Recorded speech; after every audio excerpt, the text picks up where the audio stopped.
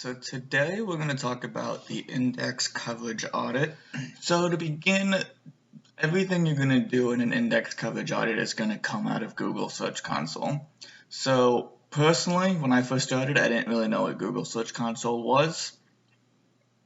So just to make sure we're all on the same page, just to give a little rundown of what Google Search Console is. As you can see, a lot of text here.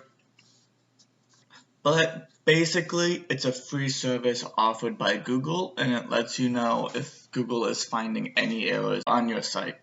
So it'll crawl your site, and then it'll tell you if you have any indexing problems. It's a place where you can go to request a re-indexing in case you have new or updated content. You can see the same kind of data that you can see in Google Analytics. So you can see some impressions, you can see which queries are leading to your page, including clicks, impressions, average position, those kinds of things. And then you can also set up to receive some alerts from Google anytime it does run into an issue. So when you get into this audit, it's a pretty simple layout. You're going to have an Excel sheet. You're going to have an overview tab of what every problem is. And then you'll have the tabs with the errors, the valid with warning, and then the valid pages. We'll talk in a second about what those mean exactly. So you're going to want to link to as many URLs as possible for the errors. Unfortunately, with Google Search Console, sometimes it'll say you have 50 pages with an error, but then it'll only give you 3, and then it'll just say and similar URLs for the rest. So in the times that it does include all 50, make sure to include all 50, but if you can only do 3, you can only do 3. And then finally, you're going to want an explanation to what the problem is. So basically, Google Search Console does have a Learn More button that can help. Some of these might be a little over your head, a little tough for us to understand, so this Learn More button can be a lifesaver. So this is what it's going to look like when you go on there, when you're going to be looking for an issue. As you can see here, we have the errors and the valid with warnings. The yellow bars are how many sites are valid with those warnings. As you can see, there's a very tiny red bar right along the bottom to represent the 3 with issues. We don't have the valid clicked, but if we did, it would look exactly the same, but with valid being green instead of red or yellow. And then excluded is just pages that we aren't including in this report. So some possible issues that might be coming from this error. You could have a submitted URL that is marked at no index, so telling Google to waste time looking over a page that can't really be indexed anyway. You could have indexed a page, but it then blocked it by robots.txt.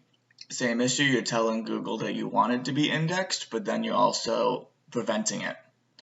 So not found, that's pretty easy to understand, just a 404 page that's being indexed that doesn't exist.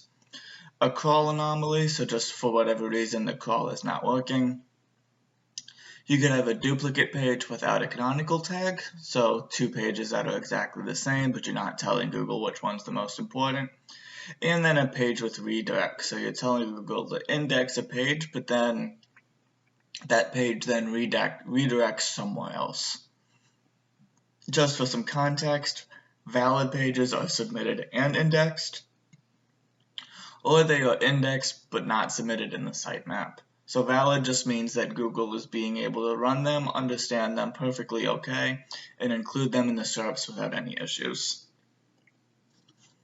So what to do with these next steps when you do have some of the errors?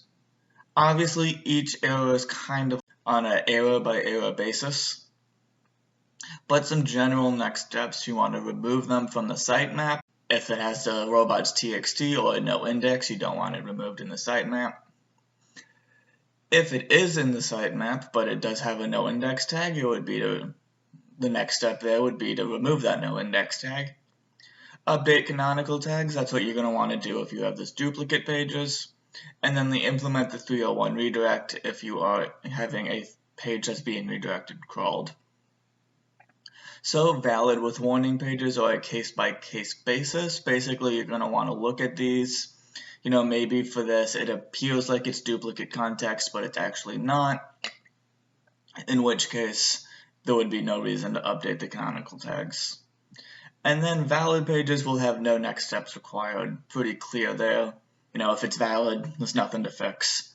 So pretty easy deliverable. The toughest part here is definitely just understanding what some of these error codes mean, and then getting through the frustration of being told that there's 50 errors, but then only being able to view 3.